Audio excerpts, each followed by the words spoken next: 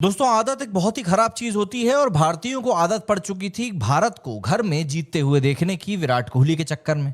अब विराट कोहली चले गए हैं टेस्ट टीम से दूर, तो ऑब्वियस सी बात है भारतीय टीम जिस तरीके से स्ट्रगल कर रही है, और स्ट्रगल छोड़ दीजिए, जिस तरीके का सरेंडर भारतीय टीम ने कर दिया है, जिस तरह का एटीट्यूड भारतीय टीम का बदल गया है, जिस तरह के कंधे भारतीय टीम के ड्रॉप हो गए हैं, उनको देखकर तो ऐसा लगता है कि शायद अब टेस्ट क्रिकेट भी देखना बंद करना पड़ेगा वाकई में।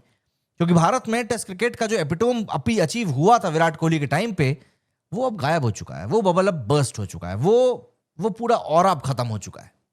और आज हम हमारी टीम को हमारे ही घर में एक के बाद एक मैचेस को बुरी तरीके से जलालत के साथ में हारते हुए देखने के लिए मजबूर हो चुके हैं। सिंपल सी बात दोस्तों ये है कि कहानी सिंपल है। साउथ अफ्रीका ने गुवाहाटी में एक चीज साफ कर दी है कि पिच दो नहीं होती, इंटेंट दो तरह का होता है। 4 दिन से एक ही स्ट्रिप है, लाल मिट्टी, इवन बाउंस, नॉर्मल पेस, कोई डेमन नहीं। लेकिन साउथ अफ्रीका जब बल्लेबाजी करने के लिए आती है तो पिच मंदिर बन जाता है, और भारतीय टीम क्रीज पर आती है तो पिच शमशान लगने लगता है।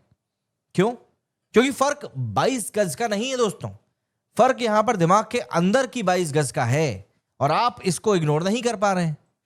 चौथे दिन इंडिया 549 रन का पीछा कर रही थी शाम को, एंड मुझे वाकई में यकीन नहीं हुआ जब भारत ने एक बार फिर से दिन का खेल खत्म होते होते तक 27 रन के ऊपर 2 विकेट खो दिए।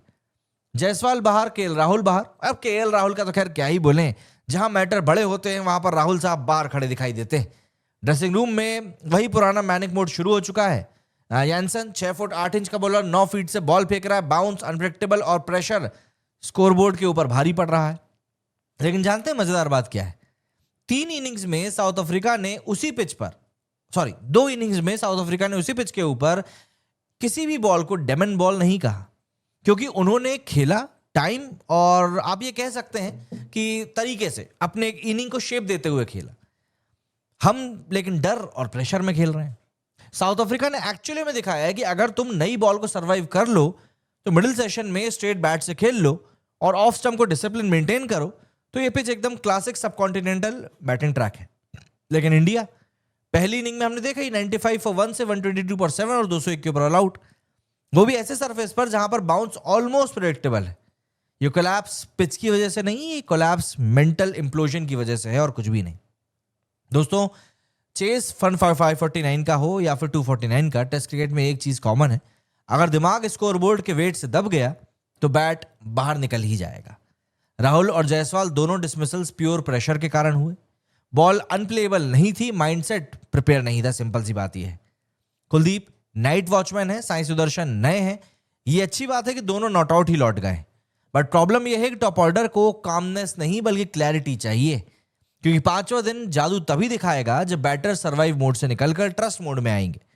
पिच टू फेस नहीं है, बिहेवियर दो तरफा हो रहा है। पिच के जो जितने भी जानकार हैं, साइंटिस्ट हैं, वो कह रहे हैं कि भाई this strip hasn't changed, India का कॉन्फिडेंस बदला है, और ये बात बिल्कुल ऑब्जेक्टिव फैक्ट्स के साथ में साबित होती है। साउथ अफ्रीका ने 2 बार पॉजिटिव इंटेंट दिखाया, इंडिया ने कोलैप्स दिखाया। साउथ अफ्रीका ने back of the length ball को लीव किया, इंडिया ने वही back of the length ball को एक थ्रेट मान लिया। साउथ अफ्रीका ने विड्थ पर स्कोरिंग किया, इंडिया ने विड्थ पर भी सर्वाइवल गेम खेला। सिंपल सी बात यह है कि माइंडसेट जो है ना, वो आपको बना भी सकता है और बिगाड़ भी सकता है। गेम अभी भी वैसे खत्म नहीं हुआ है, लेकिन इसकी शेप इंडिया को पहचाननी पड़ेगी। डे 5 का मिरेकल तभी पॉसिबल है जब पहले सेशन में एक भी विकेट ना गिरे, सेकंड सेशन तक 200 प्लस रन बन जाए, और तीसरे सेशन में फाइट, रोमांस, रेजिस्टेंस, वो वाला क्रिकेट जिससे कि फैंस प्यार करते हैं वो दिखे। क्योंकि ये मैच भारत जीत नहीं रहा है, ये बात तय है, लेकिन ड्रॉ करा ले वो भी अब एक तरीके से मनोवैज्ञानिक जीत मानी जाएगी। और ये चीज तभी पॉसिबल हो पाएगी जब इंडिया अपनी ही तारीख को याद रखे। सिडनी, गैबा, लॉर्ड्स, कोलंबो, वो मैचेस जहां हमने जीत नहीं बल्कि आत्मविश्वास को चुना था। साउथ अफ्रीका को भी यही डर है कि इंडिया 5th डे पर कोई एकदम अलग टीम ना बन जाए, लेकिन वो तभी होगा जब स्कोरबोर्ड का जो भार है ना वो हटे और बिलीफ का जो आग है वो अंदर जल जाए। वैसे pitch has not cracked, India has, ये बात भी आपको याद रखनी पड़ेगी। Bowling lacked kill plan, batting lacked patience, captaincy lacked risk, team lacked clarity. Simple, ये वो क्लासिक पैटर्न है जहां अपोजिशन डिसिप्लिन रहती है और हम डेस्परेशन में एंट्री मार देते हैं। एंड ट्रस्ट मी, टेस्ट में डेस्परेशन सबसे ज्यादा डेंजरस चीज होती है। दोस्तों, गुवाहाटी का टेस्ट अभी आधा कागज पे बाकी है, आधी लड़ाई बाकी है, लेकिन एक बात साफ है कि भारत का मिरेकल तभी हो पाएगा जब ये पिच का डर छोड़कर ये लोग अपने कॉन्फिडेंस की खोई हुई मेमोरी को वापस लेकर आएंगे।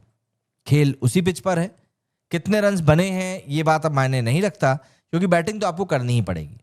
अगर इंडिया डे 5 को शक नहीं बल्कि शटल डाउन माइंडसेट लेकर आती है तो टेस्ट में एक अध्याय लिखा जा सकता है। लेकिन अगर वही डर, वही पैनिक, वही प्रेशर चलेगा तो आउटकम पहले से ही लिखा हुआ है, ये बात सबको पता है। और अब बॉल नहीं बल्कि इंडिया के दिमाग का खेल चल रहा है। As simple as that.